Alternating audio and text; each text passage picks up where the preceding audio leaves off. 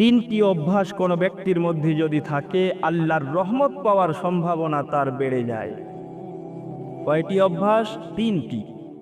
তিনটি অভ্যাস। এই তিনটি অভ্যাস যদি কোনো ব্যক্তির মধ্যে থাকে আল্লাহর রহমত পাওয়ার সম্ভাবনা তার বেড়ে যায়।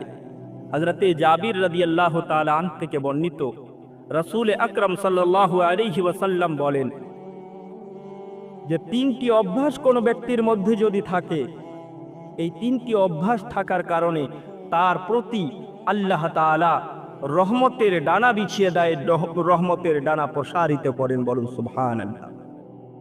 এই তিন ব্যক্তির মধ্যে প্রথম জন হলো কোনো কমজোর ব্যক্তি থাকা সত্ত্বেও তার উপরে দয়া করা। এমন একজন ব্যক্তি যার উপরে আপনি জুলুম করতে পারেন, অত্যাচার করতে পারেন, তার দ্বারা নিজের কাজগুলো নিতে পারেন, কিন্তু আপনি দয়া করেছেন, তার উপরে অত্যাচার করেন নাই, জুলুম করেন নাই। আল্লাহ পাক, আল্লাহ তাআলা খুশি হন আর আল্লাহ পাক আপনার উপরে রহমতের ডানা প্রসারিত করেন। বলুন সুবহানাল্লাহ।